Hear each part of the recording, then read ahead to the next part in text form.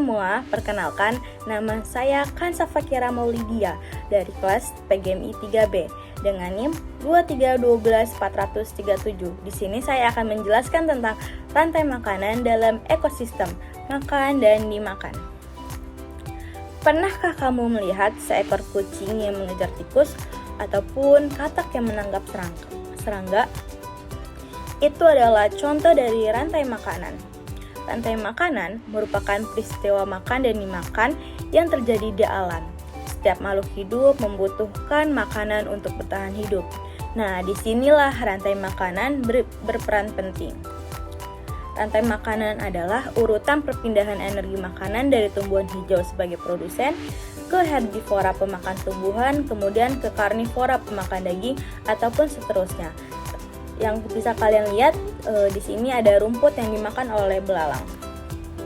Rantai makanan adalah urutan perpindahan energi makanan dari tumbuhan hijau sebagai produsen ke herbivora pemakan tumbuhan ataupun kemudian ke karnivora pemakan daging dan seterusnya.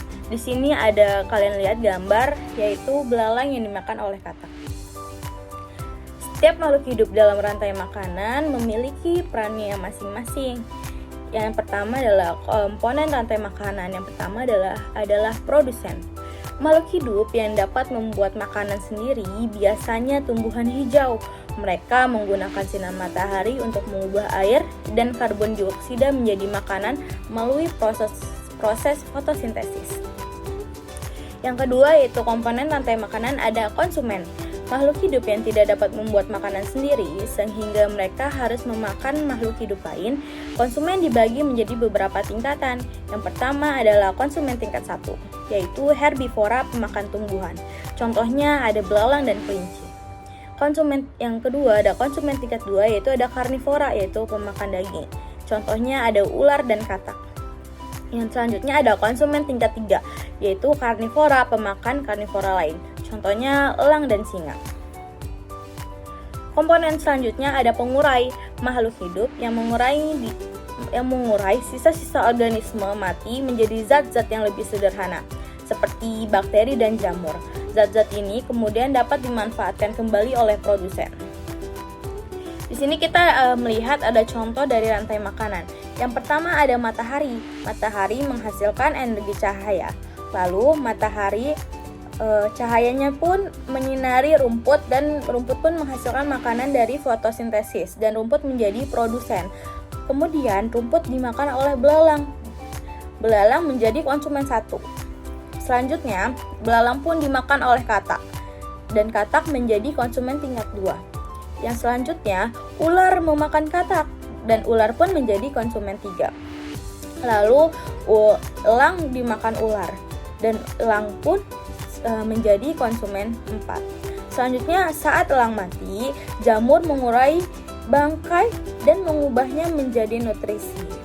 Dan nutrisi dalam tanah pun, matahari dan air membuat rumput menjadi subur dan rumput pun tetap menghasilkan makanan dari hasil fotosintesis tersebut.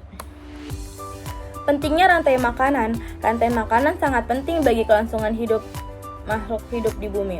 Jika salah satu mata rantai terputus, maka keseimbangan ekosistem akan terganggu.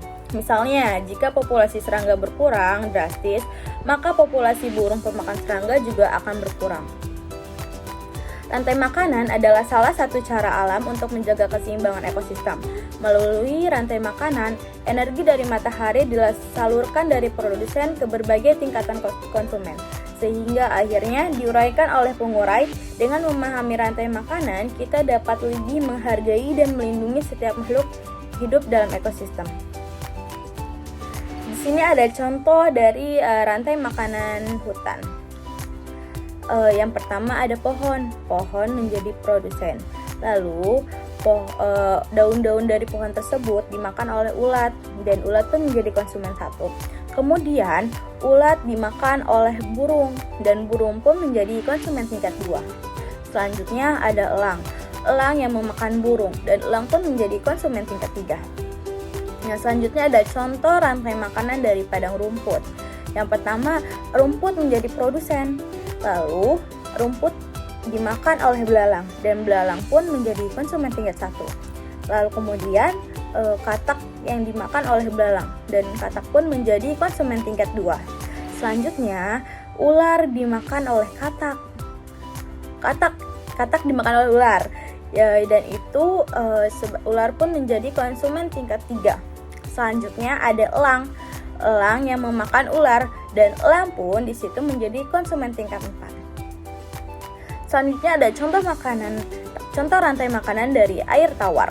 Yang pertama ada teratai menjadi produsen, lalu teratai dimakan oleh beludru, dan beludru itu menjadi konsumen tingkat 1.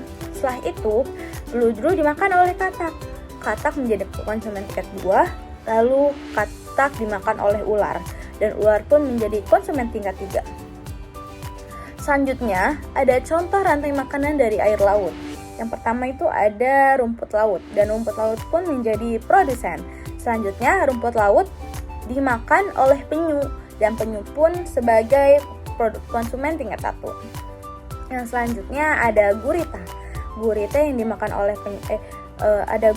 gurita pun memakan penyu, dan gurita menjadi konsumen tingkat 2. Selanjutnya, gurita pun dimakan oleh hiu, dan hiu pun menjadi konsumen tingkat 3. Oke, cukup sekian pemaparan materi tentang rantai makanan, makan dan dimakan. Kurang lebihnya saya mohon maaf. Wallahumma a'fiq ila aqwamit thoriq. Wassalamualaikum warahmatullahi wabarakatuh.